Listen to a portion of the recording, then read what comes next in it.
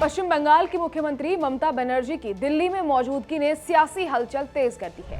ममता दिल्ली में थी। एसआईआर के मुद्दे को लेकर वो चुनाव आयोग के पास पहुंची और अपनी शिकायत दर्ज करवाई। हालांकि ममता बनर्जी के पहुंचने से पहले ही चुनाव आयोग के दफ्तर के बाहर बड़ी संख्या में पुलिस बल और आरएएफई की तैनाती की गई थी। ममता बनर्जी अकेले दिल्ली नहीं आई थी, उनके साथ भतीजे अभिषेक बनर्जी के साथ 15 सदस्यीय प्रतिनिधि मंडल भी था। नमस्कार, मैं खुशी चौधरी और आप देख रहे हैं एबीपी लाइव। इसके अलावा ममता बनर्जी उन लोगों को लेकर भी चुनाव आयोग के दफ्तर पहुंची थी जिनके वोट एसआईआर प्रक्रिया के दौरान कटे हैं। ममता बनर्जी का दावा है कि जानबूझकर कई लोगों के वोट काटे गए हैं जिससे आने वाले चुनाव में टीएमसी को कमजोर किया जा सके। ममता बनर्जी के तेवर तल्ख और तीखे थे। ममता बनर्जी ने क्या कहा, आइए आपको सुनवाते हैं। हम 4 टर्म्स मिनिस्टर थे, 7 टर्म्स एमपी थे, लेकिन हम कभी ऐसा इलेक्शन कमीशन को नहीं देखा जिन्होंने इतना एरोगेंट है। दावा किया गया कि जिन बीएलओज की मौत हुई उसमें से कई बीएलओ के परिवार वालों के नाम भी वोटर लिस्ट से काट दिए गए हैं। 150 आदमी को डेथ हो गया है, उसका परिवार बात नहीं कर सकता है मीडिया के साथ।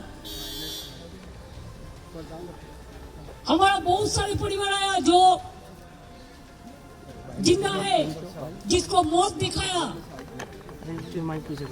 वोटर लिस्ट से हटाने के लिए, उसका हक छीनने के लिए। टीएमसी का शुरुआत से यही कहना है कि पश्चिम बंगाल में जो एसआईआर की प्रक्रिया की गई वो पक्षपातपूर्ण, मनमानी और भेदभावपूर्ण थी और ये पूरी तरह से राजनीति से प्रेरित रही।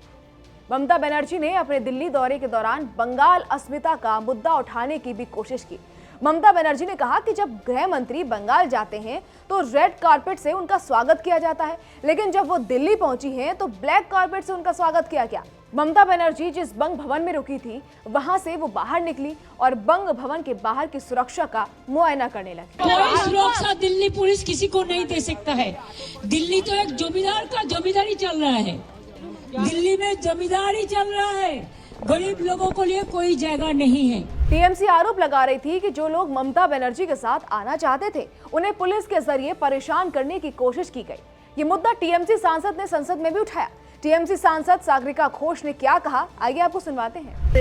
They were manhandled by the Delhi police. Sir, please, they were harassed and manhandled by the Delhi police. हालांकि दिल्ली पुलिस के सूत्रों ने बताया कि बंग भवन पर सिर्फ सुरक्षा बढ़ाई गई थी, किसी की आवाजाही पर कोई रोक नहीं लगी थी। दूसरी तरफ खबर ये भी है कि दिल्ली पुलिस के कड़े सुरक्षा घेरे के बावजूद मुख्यमंत्री ममता बनर्जी ने कोलकाता से स्पेशल फोर्स दिल्ली बुला ली है, जिसमें सीनियर पुलिस अधिकारी के साथ आरएएफ की 22 सदस्यीय टुकड़ी मौजूद रहेगी। इसके बाद सवाल खड़े हो गए हैं कि आखिर ममता बनर्जी को किस बात का डर सता रहा है कि उनको बंग भवन की सुरक्षा को अचानक बुलेट प्रूफ करने की जरूरत पड़ गई।